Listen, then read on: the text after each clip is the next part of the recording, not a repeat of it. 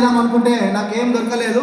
Real estate పోయి అక్కడ నా ఫ్రెండ్ బిల్డర్ వేస్తే ఆ బిల్డర్ చేసుకున్న టైంలో కరోనా టైంలో బిల్డింగ్లు ఆగిపోయి మళ్ళీ ఈ 12 లక్షల అప్పుకు మళ్ళీ ఇంకో 12 లక్షల అప్పు అయి 24 లక్షల అప్పు అయింది. సో అప్పుడు బిల్డింగ్లు అమ్ముడు పోలేదు. ఏం చేయాలని చెప్పి అప్పు పెరిగిపోయింది. ఇల్లు కూడా అమ్మినాం కానీ ఆ అప్పు మాత్రం తీరలేదు. సో అప్పుడు నేను చాలా ఆలోచిస్తున్నాను, నా జీవితంలో పిల్లలు పెరుగుతారు, ఇక నేను లైఫ్ గడవదు అనుకొని ఒకప్పుడైతే ఒకరోజు ఆలోచించిన చనిపోదామనుకున్నా. అప్పులు ఎక్కువ అయిపోయాయి.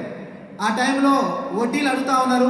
ఊర్లో ఎకరం పొలం ఉంటే పొలం అమ్మినా, తర్వాత మా అత్తగారు ఇచ్చిన ప్లాట్ అమ్మినా.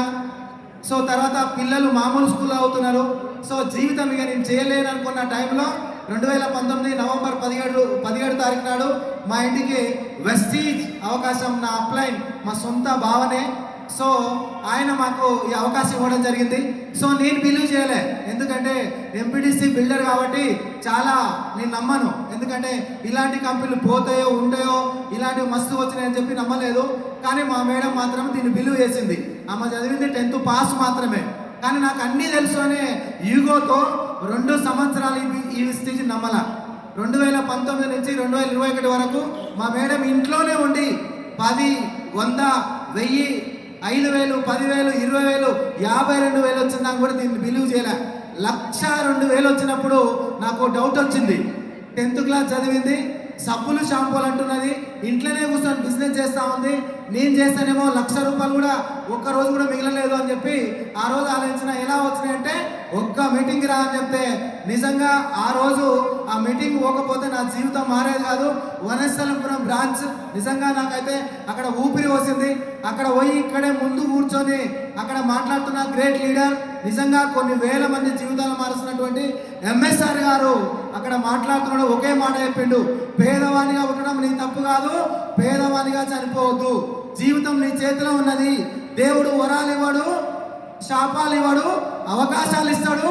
వెస్టీజ్ అనేది పట్టుకో, నీ జీవితం మారుతుందని చెప్పి ఒక మాట చెప్పి, సముద్రంలో నీళ్ళు ఎన్ని ఉన్నాయో, భూమి మీద మట్టి ఎంత ఉందో, సింగరేణిలో బొగ్గు ఎంత ఉందో, వెస్టీజ్లో డబ్బులు నీకు అన్నీ ఉన్నాయి, నీ జీవితం మారుతుంది పట్టుకో అని చెప్తే నిజంగా సార్ 2021లో పట్టుకున్నా. 2021 నుంచి ఇప్పటి వరకు 4 సంవత్సరాల్లో వెస్టీజ్ త్రోలో హైయెస్ట్ ఇన్కమ్ 7,54,000 తీసుకొని 2,10,00,000 రూపాయలు రాయేస్తా 4 సంవత్సరాల్లో. 18 లక్షల అప్పులు తెప్పుకున్నాం. 14,76,000 కారు ఉన్నా. తర్వాత నాకు 20 లక్షల లోన్ పెట్టి అప్పుడు బిల్డర్ తెలివితోటి ఇల్లు కట్టిన. 20 ఏళ్ళు కుదబెడితే 20 లక్షల లోను ఈఎంఐ ఉంటే 20 లక్షల అప్పు తెప్పుకొని ఓన్ ఇల్లు వేసుకొని, తర్వాత మా ఊర్లో పొలం ఎకరం పొలం పోతే ఎకరం పొలం కొన్నాం. తర్వాత ఎకరం పొలం కొన్నా. తర్వాత మా అత్తగారు ఇచ్చిన ప్లాట్ బదులు ఇప్పుడు హైదరాబాద్లో 2వ ఇల్లు కొన్నా. 82 లక్షలు పెట్టి 2వ ఇల్లు కొన్నా. అది ఈ నెలలోనే మై గ్రేట్ లీడర్ ఎంఎస్ఆర్ గారి చేతుల మీద కూడా ఆ ఇల్లు ఓపెనింగ్ చేయబోతున్నా సార్. జీవితం చాలా మారిపోయింది.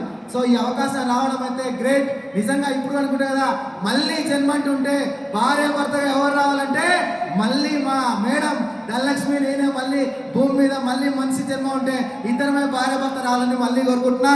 ఈ అవకాశం ఇచ్చిన మేనేజ్మెంట్కు థ్యాంక్ యూ సార్.